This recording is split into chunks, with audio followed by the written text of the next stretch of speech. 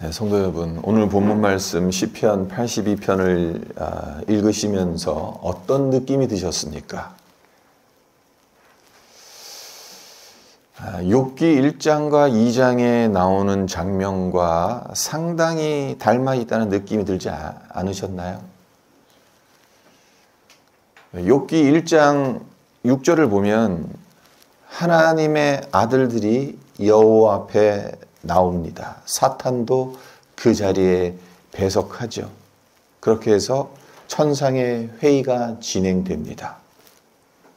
오늘 이 본문 말씀 시편 82편 역시 이와 비슷하게 하늘의 회의가 열리는 장면으로 시작되죠. 그래서 1절을 보시면 하나님은 신들의 모임 가운데에 서시며 하나님은 그들 가운데서 재판하시느니라. 신들의 모임 가운데 하나님이 계셨다. 그리고 그들 가운데서 재판을 하셨다. 이 구절을 묵상하면서 제 마음에 가장 떠오른 것은 하나님께서 인간에게만 주신 상상력이라는 특별한 선물입니다. 이 상상력은 다른 피조물들에게는 없습니다. 오직 인간에게만 주어진 독특한 능력입니다. 현실에선 불가능해 보이는 일도 상상 속에서는 길이 열립니다. 풀리지 않는 문제도 상상 속에서는 답이 보이죠. 많은 예술 작품들이 이 상상의 나래 속에서 나온 것들이 얼마나 많습니까? 문학 작품도 얼마나 많은 상상력을 동원해서 나온 것들입니까? 근데 이 상상력은 우리 신앙생활에서도 상당히 중요합니다. 우리를 하나님께 더 가까이, 더 깊은 묵상의 자리로 나아가게끔 해줘요. 그래서 저 역시 성경을 읽고 묵상할 때 상상력을 최대한 활용하고자 애를 씁니다. 그렇게 하면 성경 읽는 것이 훨씬 더 재밌어집니다. 풍성해져요. 입체적으로 다가옵니다. 글자만 읽는 게 아니라 이 글자 속에서 나름대로 머릿속에서 이제 상상의 나래를 펴는 거죠. 하나님께서 왜 이런 말씀을 하시는 걸까? 어떤 심정으로 이런 경고를 하시는 걸까? 어떤 상황에서 이런 일이 일어나는 걸까? 그러면 계속 머릿속에서 생각하다 보면 이 그림들이 이게 짜맞춰지는 거죠. 자, 시편 82편. 누가 쓴 시입니까? 아삽의 시다라고 이렇게 표제에 나오죠. 아삽은 다윗과 솔로몬 시대의 성가대장과 예배 인도자로 활동했던 자입니다. 그리고 150편의 시편 중에 12편을 쓴 시편 기자이기도 해요. 그런 그가 하늘의 법정을 직접 본 것처럼 묘사하고 있죠. 생각해 보세요. 아삽이 신들의 모임을 직접 봤겠습니까? 하나님께서 그 가운데 서서 재판하시는 모습을 눈으로 목격했겠습니까? 아삽이 아무리 영적인 사람이라 하더라도 신들의 모임과 그 가운데 서서 재판하시는 하나님을 볼 수는 없었을 겁니다. 상상의 나래를 펼치며 천상의 회의와 그 가운데서 재판하시는 하나님을 생생하게 그려냈다라고 보는 것이 더 타당할 것입니다. 근데 이 82편은 어떤 시냐 하면 불의한 통치자들과 재판관들에게 하나님의 심판을 경고하는 일종의 교훈시거든요.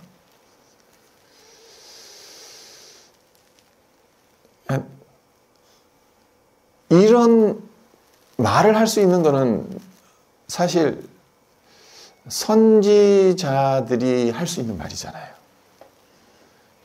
성가대장이고 또 예배 인도자고, 물론 영적으로 상당히 뛰어난 사람이기는 합니다만은 불의한 통치자들을 향한 이러한 경고의 메시지를 던진다는 것은 좀 어울리지가 않아 보입니다. 하지만 아삽의 15편의 시편들을 읽어보면 그런 시들이 제법 있습니다. 그러니까 성령께서 아삽에게 임하셨고 이 말씀을 넣어주신 거죠. 욥기의 천상 모임과 같이 아삽 역시 상상의 나래 속에서 하나님께서 신들의 모임 중에 재판을 행하시는 것을 보았던 것이다 라고 할 수 있습니다. 네, 아삽이 상상력을 동원하면서 이 천상의 이 모임을 생생하게 그려내고 있는 이유가 무엇이겠습니까? 하나님의 하나님 되심을 드러내기 위해서입니다. 자, 오늘 1절서부터 8절을 이렇게 읽어보시면서 분명히 지금 하나님과 다른 신들이 천상에서 회의를 했다고 되어져 있잖아요. 그러면 하나님만 말씀하시지 말고 또 다른 신들도 말을 해야 되지 않습니까? 1절서부터 8절까지 보세요. 다른 신들이 말을 합니까? 하나님 외에 다른 신들이 말을 하는 장면이 나옵니까? 자기 의견을 제시하는 구절이 있습니까? 없습니다. 다른 신들이 말하는 장면 1절서부터 8절까지 눈 씻고 찾아봐도 나오지가 않습니다. 그러니까 하나님께서 하시는 말씀을 듣기만 하는 거예요. 그러니까 하나님의 하나님 되심을 아삽은 이런 식으로 표현하고 있는 거죠. 자, 이쯤 되면 여러분들도 기대하실 것 같습니다. 몇 주에 걸쳐서 계속 퀴즈를 내드렸잖아요. 오늘도 퀴즈를 하나 내드릴 텐데 오늘은 조금 어려운 문제일 수 있습니다. 네, 여러분의 상상력을 발휘해서 한번 맞춰보시기를 바랍니다. 자, 아삽이 지금 천상의 모임에서 신들을 등장시킵니다. 신들의 모임이라고 했어요. 자, 그렇다면 아삽이 말하고자 하는 이 신들은 누구겠습니까?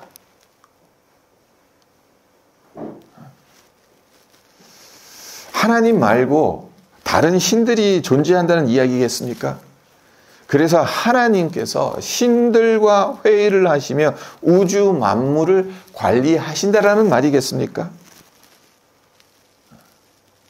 아니죠. 성경학자들은 이에 대해서 두 가지 해석을 내놓습니다. 하나는 천사와 사탄과 같은 영적 존재들이라는 겁니다. 욥기에서 하나님의 아들들, 그런 이제 천사들을 가리키는 거고 그 자리에 사탄도 배석하죠. 그래서 사탄이 욥을 건들죠. 하나님께서 자랑하시잖아요. 네가 다 돌아다녀 봐도 욥만한 사람 없는 거 너도 알지 않냐? 사탄이 그것에 대해서 하나님께서 복을 주셨기 때문에, 재물을 주셨기 때문에 욥이 그러는 겁니다. 그러니까 하나님은 뭐라고 말씀하십니까? 그래, 욥의 몸은 건들지 말고 마음대로 네가 알아서 해라, 그렇게 하시잖아요. 그와 마찬가지로 지금 이 신들의 모임이라는 것은 어떻게 보면 천사들, 그리고 또 이 안에는 사탄도 있을 수가 있겠죠. 그래서 하나님께서 그 사이에서 회의를 주관하신다, 뭐 그렇게도 볼 수가 있어요. 그리고 또 두 번째 해석은 이런 해석입니다. 하나님께 권한을 위임받은 인간 재판관들이라는 해석입니다. 그러니까 전 개인적으로 두 번째 해석이 더 적절하다는 생각을 합니다. 근거가 있습니다. 요한복음 10장 34절과 35절을 보시면 예수님께서 이 구절을 인용하시면서 다음과 같은 말씀을 하세요. 너희 율법에 기록된 바 내가 너희를 신이라 하였노라 하지 아니하였느냐.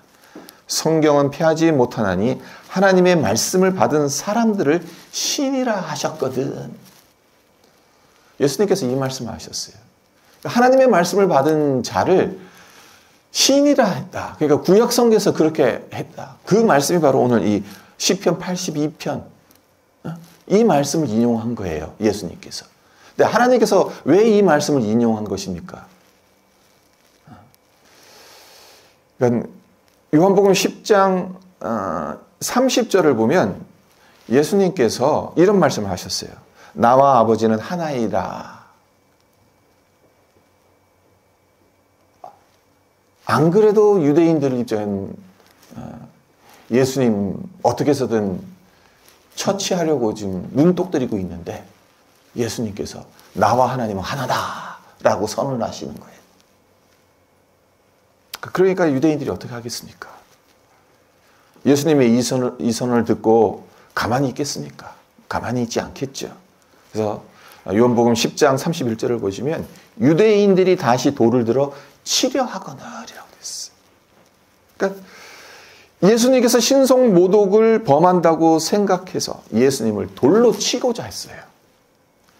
그때 하신 말씀이 이 말씀인 겁니다. 그때 이 시편 82편을 인용하시면서 하나님의 말씀을 받은 자들도 신이라 불렸는데 하물며 나와 아버지가 하나라고 말하는 것이 무슨 문제가 되냐라고 반박하신 겁니다.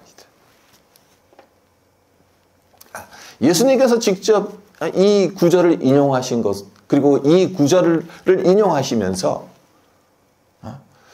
율법을 받은 자들, 하나님의 말씀을 받은 자들, 인간이란 말이에요. 그들을 신이라고 하지 않았느냐? 예수님께서 분명하게 결론 내려주셨단 말이에요. 그러니까 이 천상 모임에 소집된 이 신들은 인간 재판관들, 왕들이라고 할 수가 있는 거죠. 오늘날로 치면 세상의 유력자들, 지도자들, 권력자들이라고 할 수가 있는 겁니다. 네, 우리가 이 부분에 대해서 한 가지 좀 알아야 할 것이 있습니다. 고대 이스라엘에서 재판관과 왕은 단순한 인간이 아닙니다. 하나님의 뜻을 대변해야 하는 대표자입니다. 그래서 애굽의 경우를 보세요. 바로가 태양신의 아들로 여기지 않습니까? 그러니까 고대 시대의 종교적인 관점에서 보면 왕은 신의 대리자입니다. 신의 아들입니다. 그 정도로 일반 사람들과는 격이 다르다는 겁니다. 그 정도의 권위가 있다는 겁니다. 그러니까 그러한 어떤 그 당시 고대 근동 지역에 가지고 있었던 어떤 그러한 생각들을 아삽은 여기에 이제 투영하고 있다라고 볼 수도 있는 겁니다. 네, 중요한 게 뭡니까? 그러니까 신의 아들과도 같은 존재들, 그런 자들이 불의하게 행동하면 어떻게 되겠냐는 거예요. 단순한 사회 문제로 끝나는 것이 아니라는 거죠. 영적인 위기가 오게 된다는 것이죠. 그러니까 이런 점에서 보자면 지금 이 천상의 모임은 아삽의 상상 속에서 그려진 장면이기는 합니다만 그 메시지는 현실을 향한 구체적인 경고라고 볼 수가 있는 겁니다. 그래서 2절을 보시면요. 신들에게, 달리 말해서 세상의 재판관들과 권력자들을 향해 아삽이 하는 말이 뭔지를 보세요. 너희가 불공평한 판단을 하며 악인의 낫 보기를 언제까지 하려느냐라고 하죠. 나쁘고 잘못된 일을 언제까지 계속할 것이냐. 그런 책망을 하는 겁니다. 그러니까 이 구절에서, 그러니까 이 신들을 사탄과 같은 영적 존재로 본다면 우리 인간이 죄악과 불의한 일을 행하는 것을 다 사탄의 책임으로 돌려도 된다고 볼 수 있지 않겠습니까? 그리고 모든 것이 신들의 책임, 사탄의 책임이라면 우리 인간은 그 어떤 죄나 불의를 저질러도 괜찮다는 결론을 내릴 수 있지 않겠습니까? 그리고 이런 오해 또한 가능합니다. 신들이 세상을 다스리는 책임을 진다면 세상 일 가운데 하나님께서 주관하시는 영역과 또 다른 신들이 다스리는 영역으로 나눠줘야 한다는 겁니다. 그러니까 선한 영역은 하나님께서 다스리시는 거고 악한 영역은 사탄이 다스리는 영역이다. 세상을 어떻게 보면 이분법적으로 보게 될 수가 있다는 겁니다. 하지만 이런 생각은 말 그대로 오해이지 않습니까? 자, 이어지는 구절을 보세요. 인간의 모든 행위가 신들 책임, 사탄의 책임이라고 한다면 인간 세계의 잘못에 대해서 아무런 언급을 하지 않아야 됩니다. 책임 다 신들이 책임져야 되는 거니까. 신들이 잘못한 거니까. 사탄이 잘못한 거니까. 하지만 3절과 4절을 보세요. 가난한 자와 고아를 위하여 판단하며 곤란한 자와 빈궁한 자에게 공의를 베풀지며 가난한 자와 궁핍한 자를 구원하여 악인들의 손에서 건질지니라 하시는도다. 네. 왜 이 말을 하는 것이겠습니까? 인간 재판장이, 인간의 왕이 그렇게 하지 못하기 때문에 이 말을 하는 거죠. 하나님의 마음은 고아와 가난한 자, 곤란한 자와 빈궁한 자, 즉 세상의 법정에서 목소리를 내기 힘든 자들에게 향해 있는데 세상은 그들의 목소리에 별 관심을 두지 않겠지만 하나님은 그들의 목소리를 들으신다는 거예요.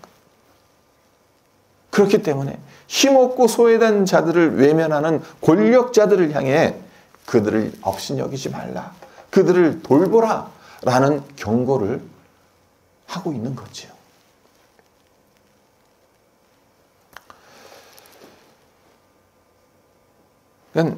사실 82편은 상당히 무거운 시편입니다.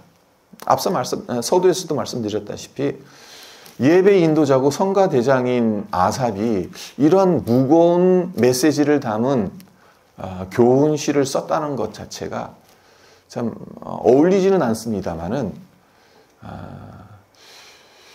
이 안에 담겨진 하나님의 뜻이 무엇인가를 우리는 좀 알려고 애쓸 필요가 있는 거죠. 네, 이어서 이 아삽이 만약에 이 신들, 이 재판관들, 왕들이 하나님의 말씀대로 하지 않으면 어떻게 되는지에 대해서 이야기를 하죠. 그것이 5절에 나옵니다. 5절을 보시면 그들은 알지도 못하고 깨닫지도 못하여 흑암 중에 왕래하니 땅의 모든 터가 흔들리도다. 자, 세상을 통치하는 권력자들이 어떤 신적 권위를 위임받았다고 했습니다. 고대 시대에는. 네, 그런 자들이 그런 신이 계시한 것들을 제대로 이행하지 않으면 어떻게 될 것인가에 대한 아삽의 대답을 우리가 여기서 볼 수가 있는 겁니다. 땅의 모든 터가 흔들린다라고 말합니다. 땅의 모든 터가 흔들린다. 무슨 뜻이겠습니까? 이것은 추상적인 경고가 아닙니다. 아주 현실적인 경고입니다. 불의는 지도자 한 사람의 잘못에서 끝나지 않는다는 겁니다. 가정에서 부모가 불의하면 가정의 터전이 흔들리죠. 자녀들이 상처를 입고 가정의 울타리가 무너집니다. 교회에서 영적 지도자가 잘못을 저지르면 성도들이 고통을 받습니다. 어떤 나라든 고위 권력자들이 사리사욕에 빠지고 불의한 짓을 일삼으면 사회 전반이 불안해지고 법과 제도가 무너지고 사회, 나라 전체가 흔들리게 됩니다. 불과 몇 달 전, 이제 1년도 안 됐잖아요. 한국에서 그런 일이 일어나지 않았습니까? 네, 우리에게 중요한 게 있습니다.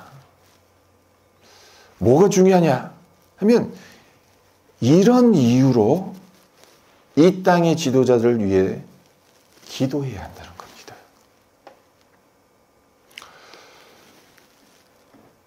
이 땅의 지도자들이 어떤 성경 오늘 이 본문 말씀에 따르자면 신적 권위를 위임받은 자들이 네, 그런 자들이 불의를 행하게 되면 땅의 모든 터전들이 흔들리게 돼요.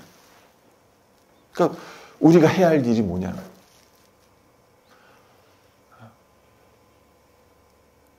의로운 지도자들이 이 땅에 많이 배출되면 좋겠죠. 하지만 항상 그런 건 아닙니다. 우리의 바램대로 이 세상은 흘러가지가 않습니다. 네, 그것 역시 하나님의 섭리 안에 있죠. 하나님이 우리에게 원하시는 것은 너희에게 불의한 지도자가 주어졌다 할지라도 그들을 위해 기도하라는 겁니다. 그게 우리에게 주어진 책임이라는 거죠. 그래서 디모데전서 2장 1절과 2절을 보면 사도 바울이 이와 관련해서 아주 중요한 말을 하죠. 제가 읽어드립니다. 그러므로 내가 첫째로 권하노니 모든 사람을 위하여 간구와 기도와 도고와 감사를 하되 임금들과 높은 지위에 있는 모든 사람을 위하여 하라. 이는 우리가 모든 경건과 단정함으로 고요하고 평안한 생활을 하려 함이라. 사도 바울이 모든 사람을 위하여 기도를 하지만 특별히 임금과 높은 지위에 있는 사람을 위해 기도하라. 그렇게 권면을 합니다. 왜 그렇게 권면을 하는 것이겠습니까? 지도자들의 어떤 다스림이 백성의 평안과 직결되기 때문에 그렇습니다. 지도자의 결정 하나가 수많은 사람들의 삶에 막대한 영향을 끼치기 때문에 그들이 올바른 결정을 내리도록 우리는 기도해야 하는 겁니다. 그리고 중요한 이유가 하나 더 있습니다. 권력을 쥐면 어떻게 됩니까? 많은 사람들이 권력을 쥐면 교만해지죠. 자기 욕심에 빠집니다. 그렇기 때문에 우리는 지도자들이 하나님 앞에 겸손해질 수 있도록, 그래서 국민을 위해 그 권한을 올바로 사용할 수 있도록 그들을 위해 기도해야 한다는 겁니다. 그리고 성경을 보면 이런 기도가 실제로 지도자의 마음을 움직이는 사례가 상당히 많아요. 대표적인 예로 느헤미야의 기도를 제가 소개해 드립니다. 그러니까 느헤미야서 1장을 보면 이런 내용이 나오죠. 유다에서 온 사람들이 느헤미야에게 아주 슬픈 소식을 전하죠. 예루살렘 성벽 재건이 중단됐다. 성문들은 불탔다. 예루살렘 거주민들이 환난과 능욕을 당하고 있다. 우리에겐 힘이 없다. 어떻게 해야 되겠느냐. 이 소식을 들었을 때 느헤미야가 무엇을 합니까? 느헤미야가 어떤 사람이죠? 술 관원입니다. 바사 제국에서 술 맡은 관원이었어요. 그래서 왕이 마실 술을 미리 고르고 점검하고 내놓는 일을 하는 자입니다. 자, 우리 생각엔 고작 술 맡은 관원이라고 폄하할 수도 있겠죠. 뭐 술 맡은 관원이 무슨 높은 직책도 아닐 텐데. 하지만 고대 시대엔 영모를 꾸미는 자들이 왕의 음식, 특히 술의 독을 타는 일이 부지기수였어요. 그래서 뭐 대장금, 아주 오래전에 있었던 대장금, 뭐 기미상궁이란 왕이 음식을 먹기 전에 미리 그 음식에 독이 탔나 안 탔나 먼저 먹어보는 기미상궁이 있었다. 그런 드라마에서 보지 않았습니까? 그러니까 술 관원이 하는 일이 그 일이에요. 술을 고르고 또 그 술을 내기 전에 먼저 시음을 하는 거예요. 혹시 독을 탄 건 아닐까.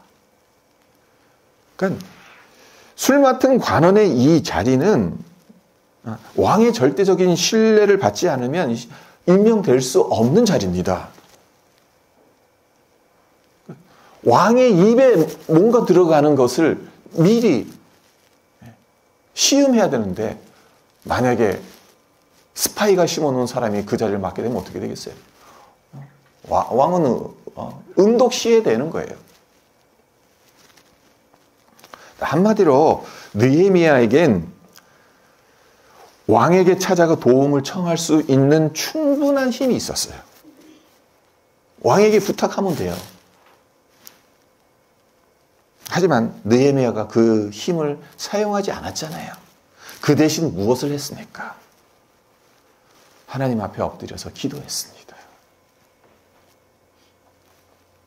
그리고 놀랍게도 아닥사스다 왕이 성벽 재건을 허락을 합니다. 그리고 느헤미야를 총독으로 삼아서 이 모든 일을 주관하라고 보냈죠. 자, 이렇게 된 것이 아닥사스다 왕이 그런 마음을 품어서였겠습니까? 느헤미야의 기도가 하나님께 상달되어서 하나님께서 왕의 마음을 움직이셨기 때문에 왕이 느헤미야에게 그런 허락을 했던 거죠. 그러니까 느헤미야의 기도가 아닥사스다 왕의 마음을 움직였다는 겁니다. 이런 이유 때문에 우리는 지도자를 위해서 기도해야 한다는 겁니다. 정치적 입장이 같든 다르든 그 지도자를 좋아하든 싫어하든 기도의 자리에서 지도자들을 붙드는 것은 우리의 책임이고 의무인 겁니다.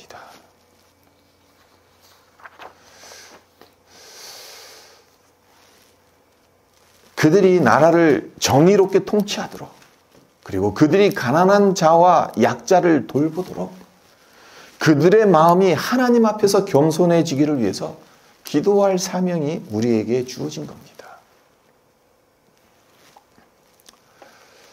자, 이제 6절로 7절로 넘어갑니다. 내가 말하기를 너희는 신들이며 다 지존자의 아들들이라 하였으나 그러나 너희는 사람처럼 죽으며 고관에 하나같이 넘어지리로다. 이 말씀 자체도 신들 모임 중에 참석한 자들이 천사나 사탄이 아니었다는 근거가 되죠. 네, 이 구절을 어떻게 이해해야 하겠습니까? 하나님께서 재판관들과 왕들을 신들이라고 부르신 이유는 계속해서 말씀드립니다만은 신적 권위를 부여받았기 때문입니다. 하나님의 말씀을 받았고 하나님의 뜻을 대변할 책임이 있기 때문입니다. 하지만 그 책임을 다하지 못하면 어떻게 됩니까? 사람처럼 죽는다. 고관에 하나같이 넘어진다. 이게 무슨 뜻이겠습니까? 사람처럼 죽는다. 이 말은 날아가는 새를 떨어뜨릴 만큼 권세가 대단하다 하더라도 하나님 앞에서는 한낱 죽음의 운명을 피할 수 없는 인간이라는 겁니다. 그리고 고관에 하나같이 넘어지리라 이 말은 고위 관료들이 막강한 권력을 휘두른다 해서 그 권력이 영원한 보호막은 되지 못한다. 하나님께 심판을 받게 된다라는 의미인 거죠. 그러니까 인간은 유한한 존재고 그 인간에게 주어진 권세와 권력 역시 유한하다는 것을 이야기하는 겁니다. 하나님만이 영원하시고 하나님의 권세로만 이 세상을 공의롭게 심판하실 수 있다는 겁니다. 아삽은 이 점을 너무나도 잘 알고 있었죠. 그래서 8절을 보시면 아삽이 이렇게 외칩니다. 이렇게 외치면서 시편 82편을 마무리합니다. 하나님이여 일어나사 세상을 심판하소서. 모든 나라가 주의 소유이기 때문입니다.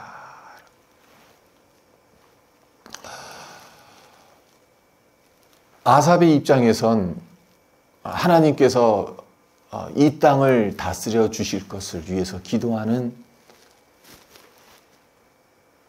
부분입니다. 하지만 이 외침은 예수 그리스도를 통해서 완벽하게 응답되지 않습니까? 평화의 왕, 공의의 왕으로 이 땅에 오셔서 어둠의 권세를 다 몰아내셨죠. 십자가 못 박혀 죽으심으로.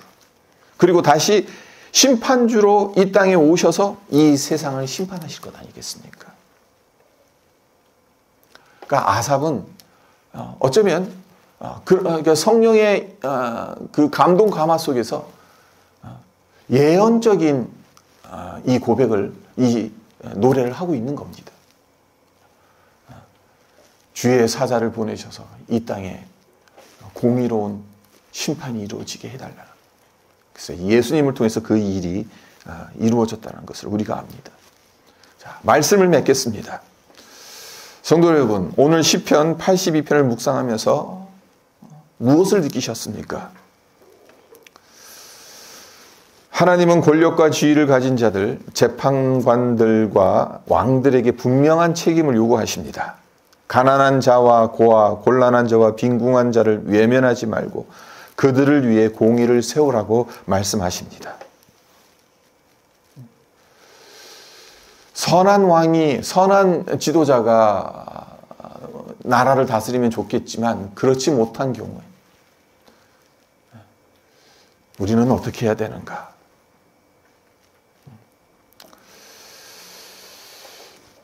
그것을 위해서 하나님께서 말씀하시는 것이 무엇인가? 세상의 불의와 어둠을 보며 좌절하거나 분노만 하고 있지 말라는 겁니다. 권력과 지위를 가진 사람에게만 책임이 있는 것은 아니란 거죠. 우리에겐 기도하고 행동하는 책임이 있다는 겁니다. 지도자들이 올바른 판단을 내리고 겸손하게 권한을 행사하고 약자를 돌볼 수 있도록 그들을 위해 기도할 책임이 우리에게 있다는 것. 그럴 때 느헤미야처럼 우리의 기도가 하나님께 상달되고 세상 권력자들의 마음을 움직이는 도구가 될 줄 믿습니다. 그리고 우리 자신부터 하나님의 뜻을 실천하기 위해 성령의 인도하심을 받아야 합니다. 난 지도자가 아닌데요. 가진 것도 없는데요. 할 수 있는 게 없는데요. 그렇게 생각하시는 분들은 안 계시겠죠. 우리 각자의 가정과 일터, 교회에서 약자를 위해 생각하고 기도하고 또 지도자들을 위해서 기도하고 우리의 작지만 정의로운 선택과 결정이 흔들리는 터전을 세우는 디딤돌로 쓰임받았으면 좋겠다는 생각을 해봅니다. 그리고 아삽이 외쳤던 것처럼 우리 역시 이렇게 외쳐야겠죠. 하나님이여 일어나사 세상을 심판하소서. 모든 나라가 주의 소유이기 때문이다. 이 세상의 불의와 불공정, 그 모든 것들, 그러니까 최종적으로 우리가 해야 하는 일은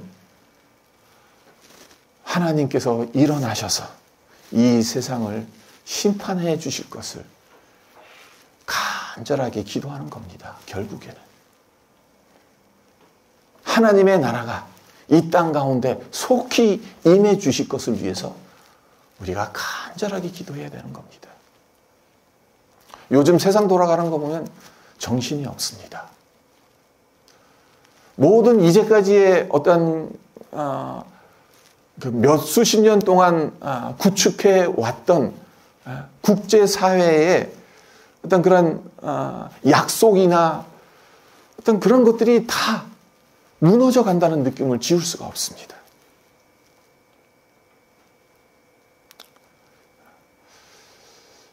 네, 이러할 때 우리가 그냥 잠자고 있어야 되는가? 아무것도 하지 말고 있어야 되는가? 아닙니다. 기도해야 합니다. 만약 이 세상을 쥐락펴락하고 있는 지도자가 불의한 지도자라면 하나님 정신 차리게 해주십시오.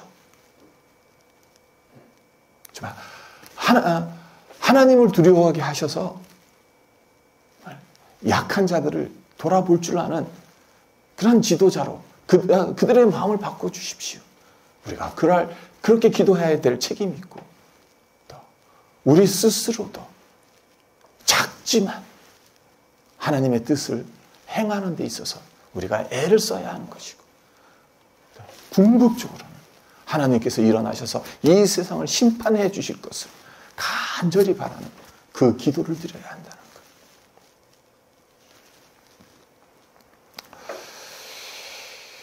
이 땅에 하나님의 나라가 임하고 종국엔 그 나라가 완성되는 것을 우리가 바라보는 그런 믿음으로 우리의 인생의 길을 걸어가는 우리 모두가 되시기를 주님의 이름으로 축원드립니다.